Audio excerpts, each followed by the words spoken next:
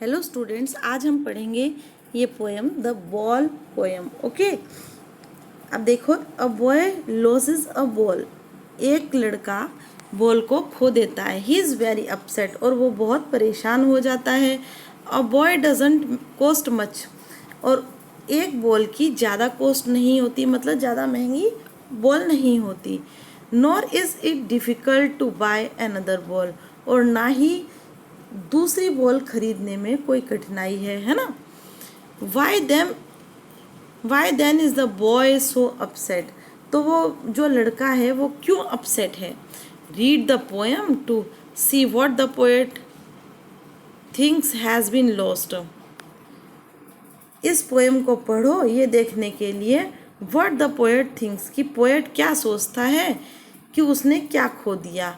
And what the boy has to learn from the experience of losing something, और उस लड़के को क्या सीखना पड़ा from the experience of losing something, यानी कि कुछ खो जाने के एक्सपीरियंस से उस लड़के ने क्या सीखा। ओके, उसकी बॉल खो गई थी, तो मतलब उस एक्सपीरियंस से, बॉल खो जाने के एक्सपीरियंस से उसने क्या सीखा। Okay, what is the boy now, वो लड़का कैसा है। Who has lost his ball, जिसने अपनी बॉल खो दी।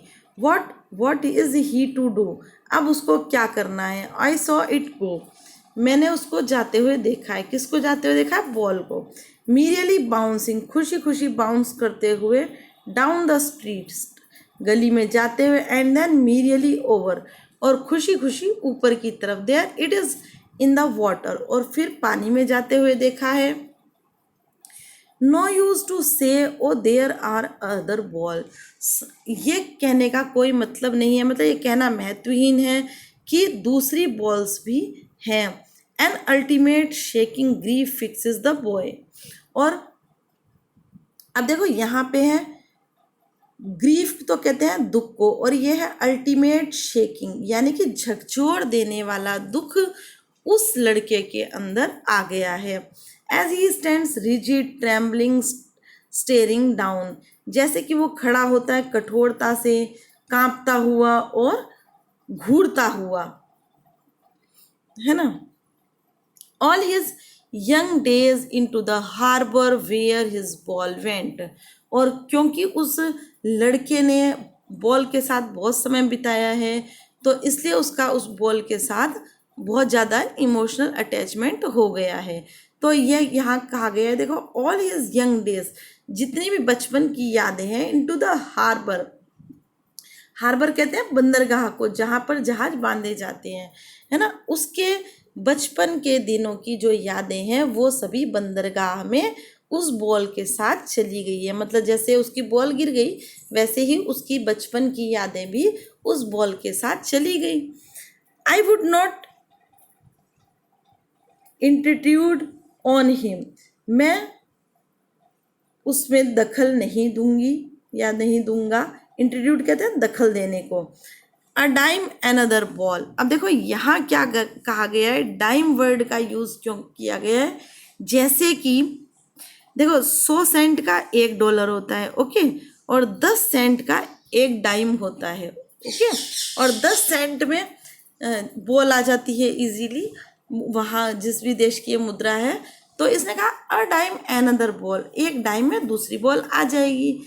लेकिन ये कहना इज वर्थलेस, बिल्कुल ही महत्वहीन है। अब ही सेंसेस फर्स्ट रिस्पॉन्सिबिलिटी, ये सोचना है कि इससे उसको पहली रिस्पॉन्सिबिलिटी का एहसास होगा, वो अपनी पहली रिस्पॉन्सिबिलिटी का एहसास करेगा। इसका मतलब क्या हुआ? देखो, इसका एक तो मतलब ये है कि बॉल उसकी खो गई, इतनी प्यारी बॉल थी कि उसके साथ उसका इमोशनल अटैचमेंट था, तो उसकी जो बॉल गिर गई है ना, उससे उसको ये जिम्मेदारी का एहसास हो जाएगा कि मैं अपनी हर चीज़ को संभाल के रखूं, इधर उधर ना डालूं, ताकि मेरी जो इमोशनल अटैचमेंट वाली चीज़ है ऐसे खो सकती है ना। और दूसरी बात ये है, दूसरा इसका मतलब ये है कि जैसे बॉल के साथ उसकी बचपन की यादें जुड़ी हुई थी, और वो बॉल आज गिर गई, तो उसके अंदर अब मैच्योरिटी आने की भी आशा है ना। Okay, in a world of possessions, possession कहते हैं स्वामित्व, और ये स्वामित्व किसका, रुपए पैसों वाला। तो ये जो संसार है पोजेशंस का, रुपए पैसों वाला, पीपल विल टेक बॉल्स, इसमें क्या होता है, जो रुपए पैसों, हर कोई रुपए पैसों को जोड़ने में भागम भाग में लग रहा है। पीपल विल टेक बॉल्स, लोग बॉल ले लेते हैं। Balls will be lost always, और बॉल्स जो हैं वो हमेशा खो जाती है। मतलब इसका क्या हुआ, ये धन संपदा के लिए कहा जा रहा है कि ये देश जो है धन भौतिकता का देश है, इसमें धन के लिए आपाधापी लगी रहती है, और लोग एक दूसरे की बॉल्स यानी संपत्ति हड़पने की कोशिश करते हैं, है ना।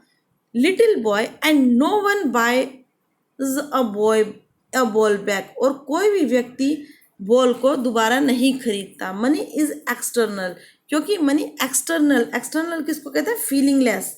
जो पैसा है वो फीलिंगलेस है ना, उसमें कोई भावना नहीं होती।